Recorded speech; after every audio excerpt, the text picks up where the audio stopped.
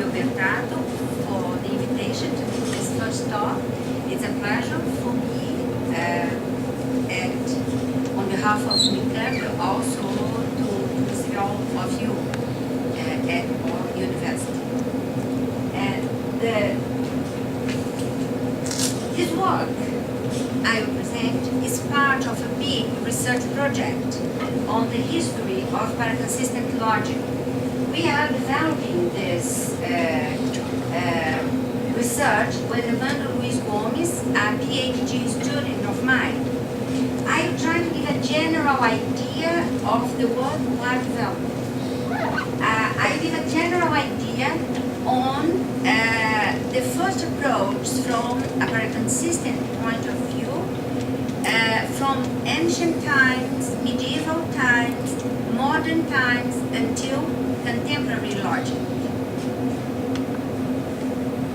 The present state of paraconsistent logic attests to significant development, and its maturity permits a critical historical analysis of its development, having in view the appreciation of its historical roots and stages of formation. If, on the one hand, there exist very favorable conditions for the writing of the history of paraconsistent logic, on the other hand, there are lacunae which need to be critically filled in by a comprehensive historiography that is as hermeneutic as it is well informed. Our work attempts to discover how a truly paraconsistent perspective is constituted, as well as how logical principles, rules, and systems have expressed the various concepts of paraconsistency. In this way, we may ask ourselves if logical principles and rules, according to which not everything may be deduced from a contradiction, or something may be rejected, were conceived and evolved within certain contexts and theoretical traditions. The study of the logical meaning of consistency and inconsistency is found throughout the various periods of the history of philosophy, science, and logic. Diverse authors have investigated the phenomena of contradiction, seeking to identify, understand, and neutralize its consequences for rational knowledge. Analyzing the historical precedents of paraconsistent logic before the 20th century, we can identify some unanswered questions. What ideas were proposed and debated with regard to consistency in that period of the history of formal logic? Did such ideas influence later logical theories? Was there knowledge of logical rules and principles which allowed, in some contexts, for inconsistency to be dealt without trivialization? If such principles were known, how were these proto-principles stated, and in what way can they be related to the logical, paraconsistent results and rules known today? Let me put here some basic definitions, only to recall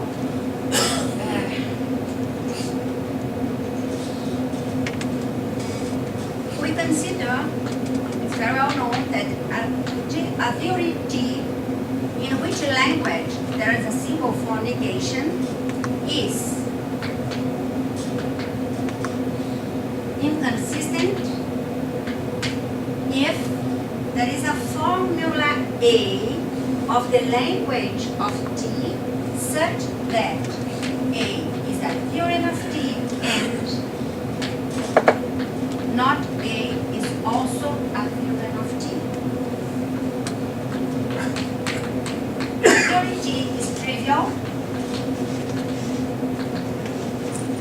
if A is a theorem of T for every formula A in the language of T.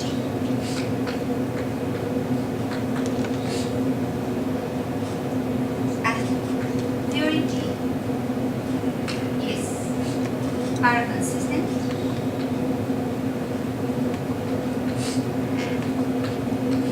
The name paraconsistent was proposed by during a Latin American symposium on mathematical logic here at UMAC in 1977. A theory is paraconsistent if it is inconsistent but non-trivial.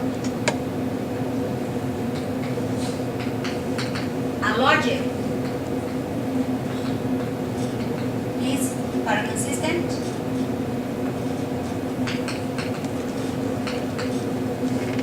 it can be used as the underlying logic of inconsistent and non-trivial theories. Nowadays, we call a logic. There are several definitions restricting and broadening the definition of paraconsistent logic.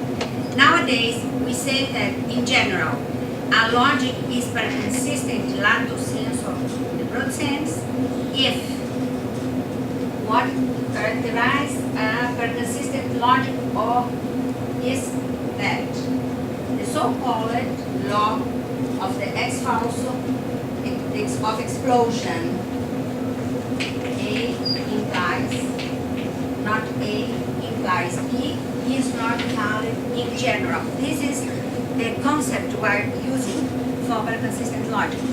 It's not valid, the ex falso limit in the logic. Contradiction and non-triviality from Heraclitus to Plato.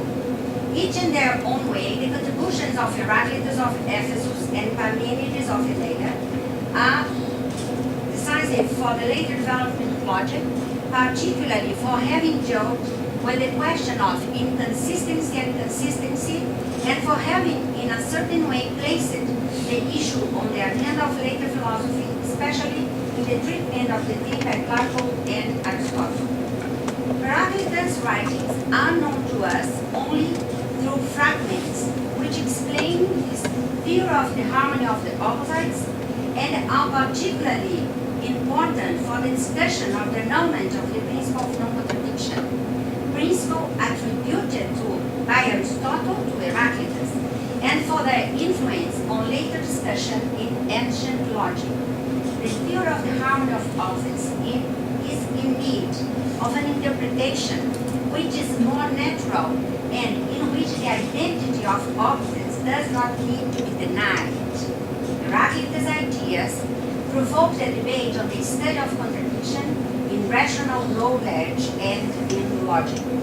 The exegetes in general prefer to sacrifice the Heraclitus theory, imposing their own paradigm upon it and changing it with the aim of making it classical, instead of changing their exegetic paradigm by finding a substitution for the classical logic underlying their interpretation.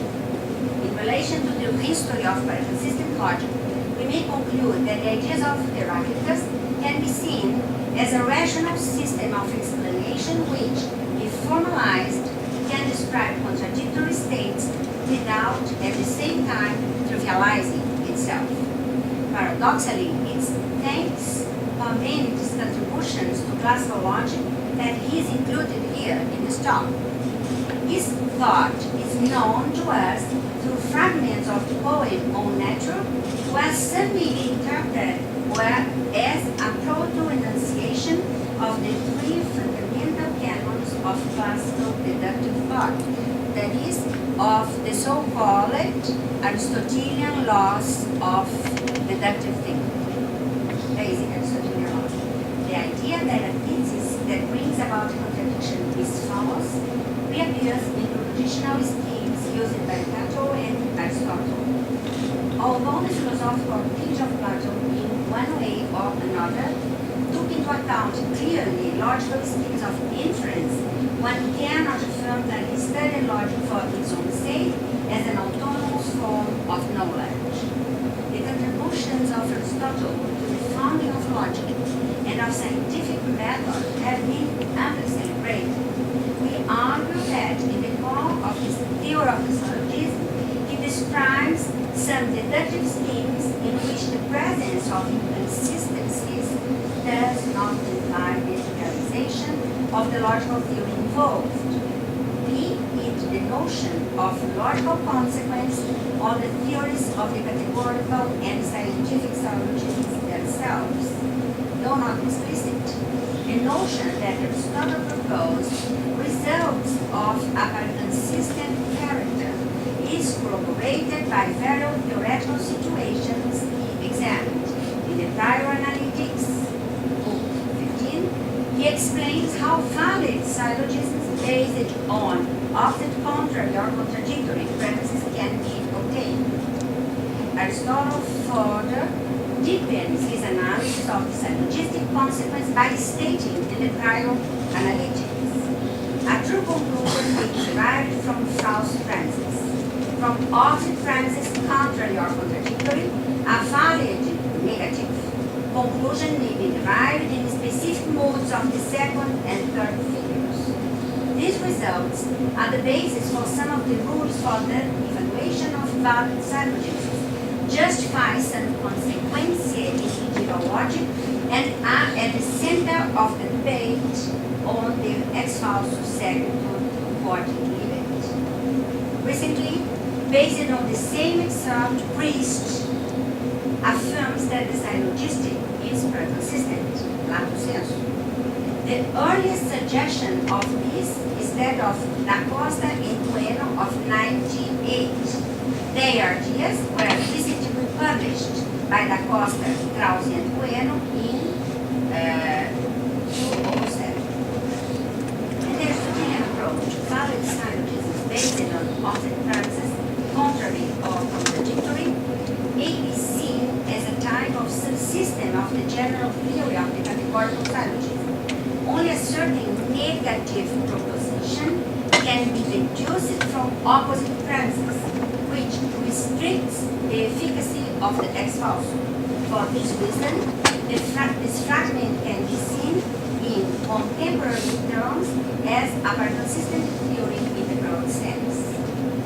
In chapter 11 of Book A of the Posterior Analytics, Aristotle shows that the principles of non-contradiction is not a general presupposition for any demonstration whatever, but only for those in which the conclusion must be proved on its basis. Meyer, Kushevich, seem to be the first to indicate that this passage admits an interpretation in which the principle of non-contradiction is not valid in general in the logic of Aristotle. Kushevich, commentary on the passage above, has become celebrated in the debate on the theme. Gomes and D'OTTAVIANO, the authors of this paper, in 2010 showed that it is possible to interpret the Aristotelian demonstration in the posterior analytics in contemporary terms, formalizing it in Da Costa's paraconsistent first-order logic C1 star. The paper was published by the International Journal of Epistemology. In sum, we would like to make note of the following points concerning the discussion of the Aristotelian results on paraconsistency.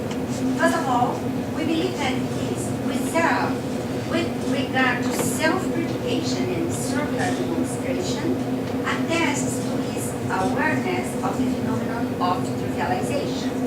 Secondly, he seems to have delimited the scope of validity of the principle of non-contradiction in the demonstration of the posterior analytics. Thirdly, it seems possible to interpret the syllogisms on the basis of opposite premises as in a broad paraconsistent theory. Finally, we suggest that the role of Aristotle in the prehistory of paraconsistent logic seems to be much more important than is merely admitted. The correct criterion for the relation formed by underlying conditional propositions was a matter of great controversy among the Stoics.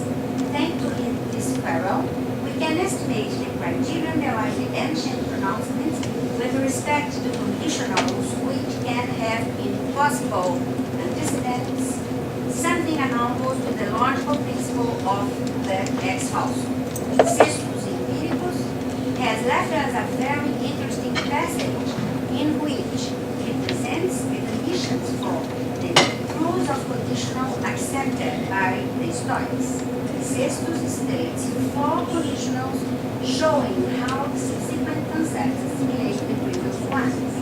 We may suggest that the Stoics had debated what later on in the scholastic period corresponds in essence to the logical principle of the ex falso. An ex falso demonstration in Stoic logic seems improbable, although the Stoic theory of the conditional of Philo as well as Dodorus must consider consequence derived from the impossible antecedents as true. In this sense, the remaining fragments of ancient Stoa do not endorse the conclusion that the Stoics were paraconsistentists. Logical paraconsistent elements in medieval authors.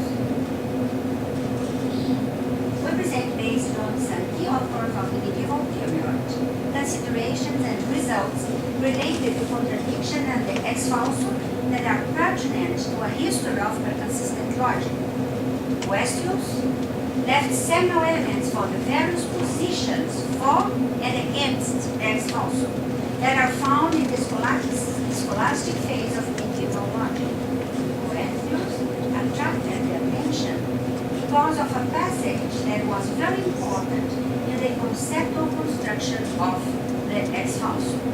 In 1150, John of Salisbury explained in his Metalogical that a passage from Aristotle was responsible for the controversy if an arbitrary proposition can or cannot be deduced on the basis of a contradiction. Although at that time John of Salisbury had access to the recently rediscovered analytics, he reproduces the Aristotelian excerpt based on Boethius' own hypothetical syllogism.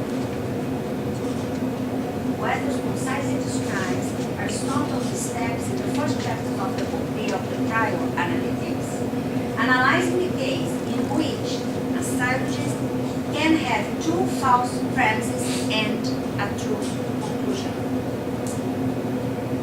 One sees in the era of scholastic logic an intense debate on the validity of the ex falso at the center of the doctrine of topics, theories of implication, and judges' disputes. The first writers to mention the ex falso séquito quod limit or ex impossibile séquito quod limit were Garlando Computista and Peter Abelard. From the 13th century, there was intense debate concerning the validity of some consequences that were later accepted, and one finds a quarrel over the legitimacy of the ex falso. It is in the context of total inferences and maximal propositions that rejection of the ex falso by Peter Abelard is evident. This topical investigation leads Abelard to propose new semantic criteria for the notion of necessary consequence, contextual necessitas, understood by some medieval authors in manner of contemporary material implication. Abelard suggested a stricter notion of consecutio is necessary. The antecedent of a true declarative conditional sentence requires the consequent intrinsically. For Abelard, the ex falso is not valid, and from the false and from the impossible, any consequent whatever does not truly follow. Relevant and paraconsistent elements seem to orient Abelard's logical opinion. We present some other medieval authors of the 13th century who objected to the ex falso. Although their opposition was not found strictly within the field of logic, the veto on the ex falso can be placed with the panorama of a more logical approach of a paraconsistent character. The followers of Robert of Velutinensis adopted as a basic principle the theory of consequences, as seen in the following statement from the Ars Virgina, nihil sequitur ex falso. The division of consequences into simple and proposed by Petrus Hispanus may be considered a traditional distinction that can also be found in the work of Colloquia. Hispanus analyzes and rejects two consequences widely accepted in his time: ex impossibile sequitur quadlibet, ex quadlibet sequitur necessari. The reasons for this rejection are associated with the conception of consequence presupposed by the author. Like Abelard, Hispanus holds the position that conditional proposition express a necessary connection. For Hispanus, the relation of consequence between a consequent and an antecedent is not limited only to the definition of valid consequence. Some topical basis when involved, it's precisely this point which impeded Hispanus from accepting the ex falso. Henry of Kent has an evaluation of the ex falso very similar to Hispanus. Occam's theory of consequence is formally paraconsistent in a broad sense, given that the ex falso is restricted to the context of non-formal consequences. John of Salisbury attributes to Adam of Bauscham the thesis that from a contradiction follows the same, a thesis which implies the ex falso, which generalizes it. It also appears that William of Soissons disseminated the teaching of his master, Adam of Bauscham, according to which from an impossibility everything follows, a thesis which is a corollary of the ex falso. At the beginning of the 20th century, the ex falso was attributed to John Dulce Scotus, the Doctor's Genius, because a clear and proficient statement of his logical law is found in two of his commentaries. However, based on an examination of material initiated around 1936 by Lombre, these works were attributed to another author, a pseudo-Scotus. This new viewpoint was sanctioned by the Vatican edition of Scotus' Opera Omnia that began to be published in 1950. The point of view of pseudo-Scotus with regard to the ex falso may be explained essentially in his characterization of the notion of consequentia and its specific questions. This understanding of the issue has prevailed to the present day. Krzyzewicz in 1951, not having taken into account these revisions in his celebrated study of the Aristotelian syllogism, promulgated the hypothesis that the ex falso, that he called the law of Dulce Scotus, should be attributed to the Doctor's Genius, to the prestige of the great Polish logician and historian. His eponymous solution was replicated by numerous other scholars. Pseudo-Scotus is one of the most intriguing personalities in the history of logic. Wise and talented, he developed in an extremely elegant way various logical theories typical of his period. Although Pseudo-Scotus was not the first to enunciate ex falso, was for some time during our era admitted as such. The argumentation of the author explains in part the merit achieved by his exposition. Aside from the ex falso, some of his corollaries are stated in his conclusions. As we can see, at this point, in the development of physical logic, the ex falso had been completely integrated into the well-developed theory of the consequentia as we find in Pseudo-Scotus. The elegance of his treatment and of the demonstration display the just merit merits of this great but unknown logician and attests to the very natural development of the logical classical paradigm, in this case in detriment to modern perspectives such as those of relevance and consistency. We have seen the recent historiography of consistent logic has been confronted with a problematic eponymous attribution which associates the ex falso with certain scholars without sufficient basis. It cannot be attributed to Aristotle. According to John of Salisbury, Soissons learned about ex falso from Adam of Bauckham. The marriage of the Paraconsistents essentially consists in disseminating and promulgating the legitimacy of ex falso. But Abelard knew the ex falso, and within that, the law would be more than just to attribute the ex falso to Abelard, calling it Abelard's law, or homaging his love, calling it Eloise' law.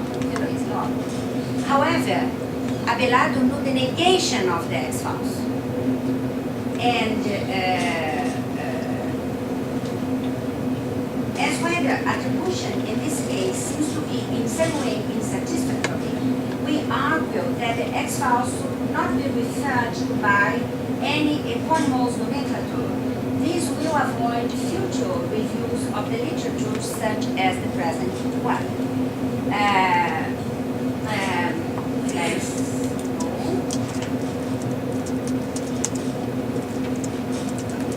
This whole debate on the ex falso in medieval times brought about both a purification and a consolidation of the logical classical panorama, at least in terms of its approach to contradiction and its typical means of resolution. Despite the weakening of interest in formal logic in the modern period, many of the discussed elements persist in the methodological and epistemological debate that is of such importance to modernity. Modern authors, nevertheless, are more easily brought to accept as decisive the methodological criterion of logical classical coinage, according to which any inconsistency or contradictions inevitably bring the rational theory in which they occur to falsity. Contemporary paraconsistency. The context of logic in the modern era is in fact philosophically complex and formally poor. The sparse logical formal elements cultivated in the 16th and 17th Europe reflect the distinct medieval logical tradition. Modern scholars, famous for their contributions to philosophy, incorporate very little formal logic in their theoretical elaborations. We could mention some authors who assume the logical approach and interpretably assume the three Aristotelian basic laws of thought: Leibniz, Wolff, Hume, Kant. If some indication of the non-classical theoretical approach appears in the first critique, Kant appears to have placed it not in the plan of persistence, but of intuitionism, in requiring that transcendental demonstration must not be apagogic, but ostensive. We concisely consider that Hegel's exposition and contribution to rehabilitating the role of contradiction in knowledge, reopening the philosophical trail so that others, positions, would seriously consider the role of contradiction in broad rational contests. Let's see, I'm going. Jan Hegel is one of the great names of contemporary logic, and the importance of his contributions is recognized by various scholars of the present day in logic as well as philosophy. His contribution began with a work of Lysial, a book and a paper of 1910 on the law of contradiction in Aristotle, which had a great impact within his philosophical community. the principle of non-contradiction and ends by concluding that it is logically dispensable. In this sense, the Polish scholar clearly sees the path to a project for non-Aristotelian logics in which the later principle no longer holds. Two really important ideas are clearly stated. First, that the derogation of the principle of non-contradiction can be connected to the preservation of logicality. And this aspect is connected to the non-trivialization of the logical system in question. But the formulation of this question in the context of paraconsistency only clearly appears with Gershkovsky, Alkashevich's student, disciple, and D'OTTAVIANO. The second one is to remove the dogmaticity and the value of infallibility which clothe the principle of the Western logical philosophical mathematical tradition. Alkashevic shows not only the relevance of the debate, but, moreover, gives himself a seat at the table with the antagonists of the principle of no contradiction and the excluded middle. And, okay, Nikolai Vasiliev, a philosopher, a physician, and a Russian philosopher, defended a bold non-classical logical theoretical project with original ideas and suggestions. These ideas united the paraconsistent, many-valued, and intentional approaches. In 1912, Vasiliev outlines an explicit project of alternative heterodox non-classical logic. There is some controversy over whether Vasiliev is indeed a precursor of paraconsistent or of many-valued logic. Arruda claims that his systems, his proposed systems, are in fact paraconsistent.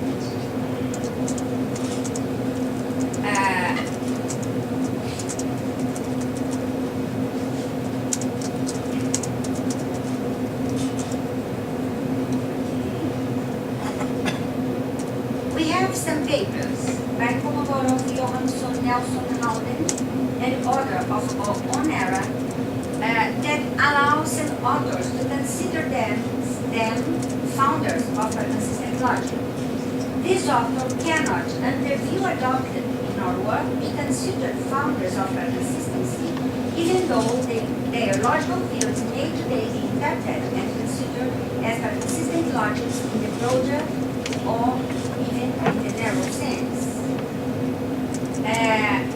According to our historiographic premises assuming, the place of Stanislaw Leszkowski and Milton Acosta is situated on another level.